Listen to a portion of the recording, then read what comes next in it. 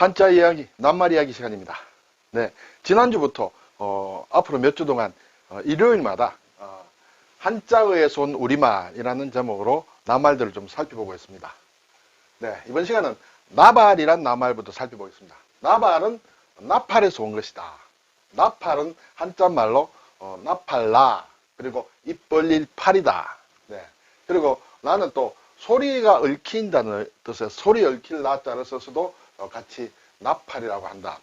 사실 나발이 한자말 나팔에서 왔지만은 나팔이란 낱말도 물론 별도로 있다. 이렇게 되죠. 그러면 나발과 나팔을 일단 구분을 해볼까요? 나발은 첫째, 옛날 관악기 하나다. 지금 우리가 관악기를 많이 쓰고 있습니다만 지금의 관악기는 아니고 옛날 관악기 하나가 나발이다. 그리고 이것은 노쇠로 만들었다. 노쇠로 긴 대롱같이 만드는데 위는 가늘고 끝은 퍼진 모양이다. 그렇죠? 네. 그리고 군중에서 그렇죠? 군대에서 호령하거나 신호하는 데 썼다. 이것이 기본적으로 나발이다. 근데 그것이 나팔에서 왔다. 이렇게 되죠. 두 번째 나발이라는 것은 짓거리거나 떠들어대는 일을 속되게 이루는 말. 자꾸 막 짓거린다. 이렇게 떠들어댈 때 나발을 분다라고 할까요? 자꾸 뭐 그러한 것을 나발이라 한다. 세 번째, 특히 또 뭐뭐시고 나발이고 이러한 표현으로 많이 쓰는데 앞에 체언을 하찮은 것으로 낮추면서 뒤에 오는 서술어의 부정적 요소를 강하게 만든다. 좀 복잡하지만 예문을 보면 금방 알 수 있습니다. 그는 돈이라면 품이고 나발이고 다 필요 없는 사람이다. 네, 그렇죠. 무엇이고 나발이고 할 때 그때 이제 이렇게 쓴다. 그것이 이제 일단 나발이다. 기본적인 것은 물건으로서의 나발은 맨 1번 첫 번째 것을 설명한다. 그럼 나팔은 무엇이냐? 나팔은 금속으로 만든 관악기의 하나다. 앞에 나발은 물론 금속의 하나입니다만 노쇠로 만들었다. 이렇게 되죠. 근데 나팔은 금속으로 만든 관악기 하나인데 군대에서 행군하거나 신호할 때 쓴다. 네. 또는 끝이 나팔꽃 모양으로 된 금관악기를 통틀어 이르는 말이다. 네. 지금 그래서 나발은 우리가 지금 쓰고 있는 현대적 악기의 금관악기는 다 나팔이다. 예전에 쓰던, 특히 군대 같은 데서 쓰던 그런 노쇠로 만든 것은 나발이다. 일단 그렇게 되겠습니다. 그 나발이 나팔에서 왔다. 이렇게 되죠. 이런 말도 가끔 합니다. 나발 불다. 나발을 불다. 속되게 하는 말인데 당치 않은 말을 함부로 하는 것을 나발 불지 마라. 그런데 이때 나팔을 분다. 나팔 불지 마라. 그것은 틀린 말이다. 나발이 맞다. 이때는. 그렇죠. 나팔수라든지 나팔관이라든지 이런 말들을 씁니다. 자, 이제 나염이란 말도 가끔 우리가 들을 수 있습니다만 이것은 날염에서 온 말이다. 네. 날은 누른다는 뜻이에요. 누르다. 염은 염색한다. 그래서 날인한다. 도장을 찍는다 할 때 날인이라고 하죠. 물감을 들이는 것을 염색이라고 한다. 자, 이 나염이 날염에서 왔는데 염자는 한자로 씁니다. 나자만 한글로 써서 낱말을 만들고 있다. 그리고 이 나염이란 말은 사진에 올라와 있지만은 날염의 비표준어다. 그래서 사실은 나염이라고 하기보다는 날염으로 해야 된다. 그렇지만 우리가 나염이란 말도 많이 쓰는데 이때 염은 그대로 두고 나자는 날이 바뀐 것이다. 이렇게 되겠죠. 그럼 날염은 어떤 것이냐? 피류개, 그렇죠? 무늬를 새긴 본을 대고 풀을 섞은 물감을 발라서 물들이는 것, 그런 것이다. 이렇게 보면 저도 잘 모릅니다만 또 다른 말로 쉬운 말로 보면 무늬 찍기다. 또는 더 쉽게 얘기하면 프린트하는 것이다. 그것이 날염이다. 이렇게 되죠. 자, 나인이란 말 우리가 사극을 보면 가끔 접할 수 있습니다. 나인, 궁중의 나인들이다. 이것은 내인에서 왔다. 안내자. 그렇죠. 안내자 사람이자. 여기서 나인이란 것은 고려시대나 조선시대 궁궐 안에서 임금, 왕비, 왕세자를 모시고 궁중의 일을 맡아보던 여자를 통틀어서 나인이라고 하는데 한자말 내인에서 온 것이다. 이렇게 되죠. 물론 한자말 내인도 별도로 있습니다. 여기에서 나인이 파생되었지만은 나인 본래의 말도 있다. 남의 집 부녀자를 통속적으로 이루는 말이 내인이다. 네. 아낙네다. 이렇게 또 같은 말로 설명하고 있습니다. 그리고 물론 나인의 원래 말이 내인이다. 이렇게 되죠. 능금이란 말 물론 임금에서 왔다. 임금. 한자말이 임금이라는 한자말이 있었다. 숲을 임자와 능금나무 금이다. 글자가 상당히 좀 복잡하죠. 네. 능금은 물론 우리가 잘 알지만 식물 능금나무의 열매다. 사과와 비슷한 모양이지만 훨씬 작다. 네, 사과와 능금. 네. 뭐 알듯 말듯 합니다. 대체로 구분합니다만. 네. 사과로 갈 때는 물론 한자 말입니다. 사과나무의 열매다. 예. 모래사자를 쓰고 과실과를 쓴다. 모래사자는 이렇게 삼수를 쓰기도 하고 돌석변을 쓰기도 한다. 거기에다가 작을 소를 쓴다. 이렇게 되죠. 자, 대수란 말 가끔 합니다. 뭐 그깟게 무슨 대수냐 이렇게 얘기하죠. 이것은 대사란 말에서 왔다. 대는 물론 큰 대자 사는 일사다. 대사란 말도 지금 물론 살아 있습니다. 여기에서 대사란 말도 있고 또 파생돼서 대수란 말이 순우리말로 되었다. 네. 대수는 부정문이나 의문문에 쓰여서 대단한 것이다 라는 그런 의미를 가지죠. 성공만 하면 이까진 일은 대수도 아니야. 네. 이까진 일은 별 대단하지 않아. 네. 이렇게 되죠. 그리고 또 최상의 일이다. 네. 돈만 있으면 대수인가? 돈만 있으면 최고야? 그런 뜻이죠. 자, 이것도 대사란 말에서 온 것이다. 또는 자주 하는 일, 또는 주로 하는 일을 또 대수라고도 하는데, 예문을 보니 상도는 그때 그림을 좋아해서 유명한 배우의 초상을 본떠기가 대수였다. 대체로 그렇게 했다. 이렇게 되죠. 자, 이러한 순우리말화된 대수가 있는가 하면 원래 말 대사 그대로도 있다. 이것은 다루는데 힘이 많이 들고 범위가 넓은 일 또는 중대한 일을 대사라고 한다. 야, 대사를 치렀다. 큰일을 했다 할 때 그렇죠. 대사다. 그리고 또 결혼이나 회갑, 초상 따위의 큰 잔치나 예식을 치르는 일도 대사라고 한다. 이렇게 되죠. 대야, 우리가 쓰는 대야. 대야는 한자말 대이다. 근데 이 한자말 대이는 지금 없는데 이자가 주전자 이자로 되어 있습니다. 거의 쓰지 않죠. 이것은 중국말에다 우리가 쓰던 한자말이 아니고 한자말이면서 원래 중국말이다. 중국말이 이것이 다야가 대야로 되었다. 이렇게 되죠. 그래서 물을 담아서 무엇을 씻을 때 쓰는 둥글넓적한 그릇을 대야라고 하는데 중국말 대이에서 왔다. 그래서 제가 사실 이것을 중국어 사전에서 찾아봤는데 나와 있지 않은 것을 봤습니다. 그래서 예전에 쓰던 말인가 그런 생각을 합니다만 일단 본디 말은 대이다. 이런 것 이렇게 사전에 표기가 되어 있습니다. 자, 대창이란 말도 가끔 합니다. 대창구이집이다. 양대창 할 때. 그렇죠? 이것은 대장에서 왔다. 대장이라는 것은 장은 창자를 얘기한다. 그러면 대장은 큰 창자를 얘기하겠죠. 우리 몸속에 있는. 막 그렇지만은 이 대장이 대창으로 바뀌어서 소 따위 큰 짐승의 큰 창자. 막 이렇게 되어 있는데 우리가 먹는 음식으로서의 가리킬 때 대창, 막 그때 주로 많이 쓴다. 이렇게 되죠. 그렇지만은 원래 그대로 창자장을 쓴 대장, 그래서 대창구이, 뭐 이런 것은 있지만은 대장구이 이렇게는 얘기를 하지 않죠. 네. 대장은 막 인체의 기관으로 볼 수 있다. 작은 창자 끝에서부터 항문에 이르는 소화기관이다. 막창자, 잘록창자, 곧창자, 항문관으로 이루어지며 작은 창자보다 굵고 좀 짧다. 이렇게 돼 있죠. 네. 대장은 인체를 얘기하고 여기서 변한 대창은 주로 먹는 음식의 요리의 하나로서 어떤 재료, 큰 창자를 얘기한다. 대추. 네. 대추는 대조에서 왔다. 이렇게 설명을 하고 있습니다. 대는 큰데 조는 대추조다. 네. 원래 이런 한자말 이제 대조라는 말이 있는데 이것이 우리말로 대초다, 대초다, 대추다 이렇게 바뀌어서 지금은 대추로 변했다. 이렇게 되죠. 네. 서울에 가면 은평구 대조동이 있습니다. 대조동. 이때도 대추조자를 쓴다. 네.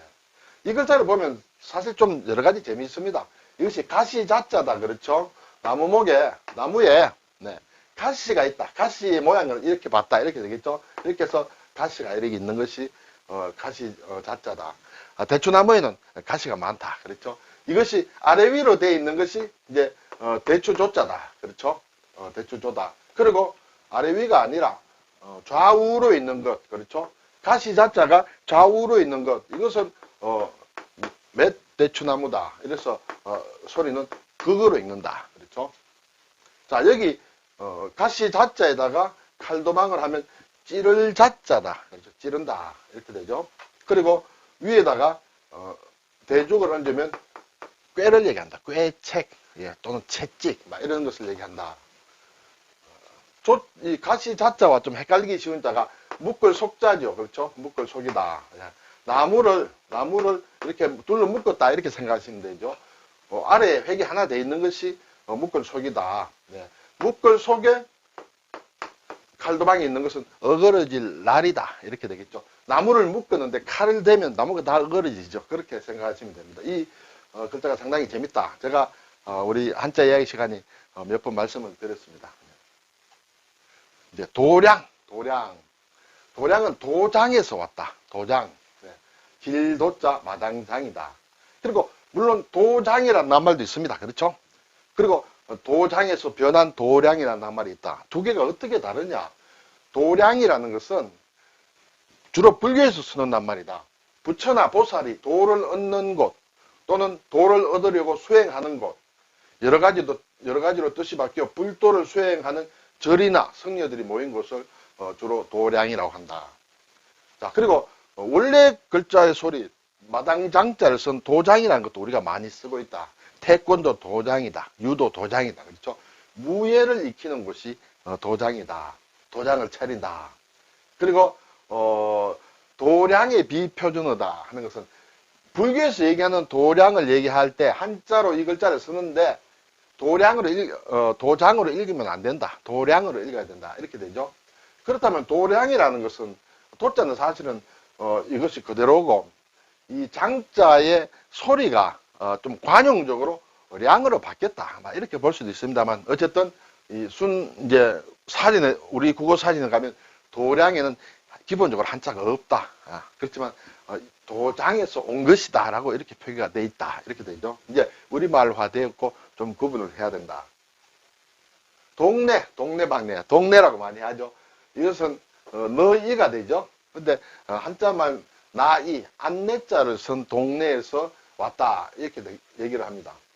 자, 동네를 얘기할 때 우리가 동네와 동리라는 말을 사실은 같이 쓰고 있습니다. 이거 두 개가 조금 다르다. 사전을 찾아보면 동네는 순한글이다.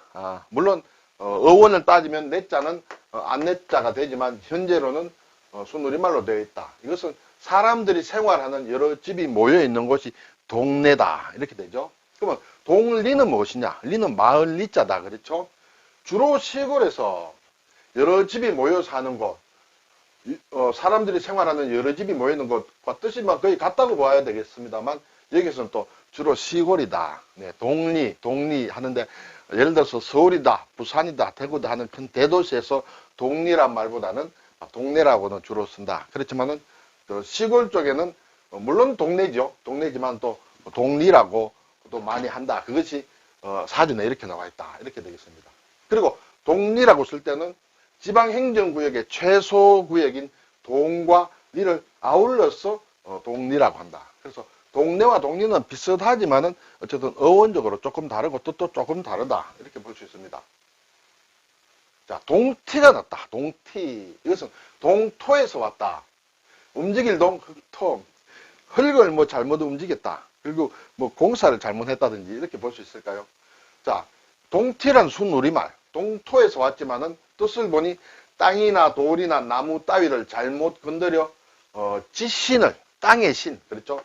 지신을 화나게 하여 재앙을 받는 일, 그것을 동토라고 한다. 땅을 잘못 움직여서 받는 그 재앙을 동티라고 하는데 동토에서 왔다. 건드려서는 안 될 것을 공연히 건드려서 스스로 걱정이나 해를 입는 것, 그것을 비유적으로 동티라고 한다. 그것이 땅을 잘못 움직이면서 오는 동토에서 왔다. 그러면 동토란 말도 또 별도로 있습니다. 동토는 터 닦기를 시작한다. 땅을 움직인다. 뭐 그런 의미와 비슷합니다. 그리고 또 건드려서는 안 되는 땅을 파는 것. 그것도 동토라고 한다. 여기에서 이제 주로 동티가 왔다. 이렇게 생각이 됩니다. 동티의 원래 말이다. 먹. 예, 우리가 뭐 붓글씨를 쓴다든지 할 때 먹. 먹은 한자말 묵에서 왔다. 그래서 이 글자는 먹묵이죠. 먹묵. 예. 묵에서 먹으로 바뀌었다. 네. 필묵이다. 네. 붓과 먹을 얘기한다. 묵향, 예, 그렇죠. 묵향은 먹향기다. 건묵자 흙이다. 그렇죠. 먹을 가까이 하는 사람은 검어진다. 이렇게 되겠습니다.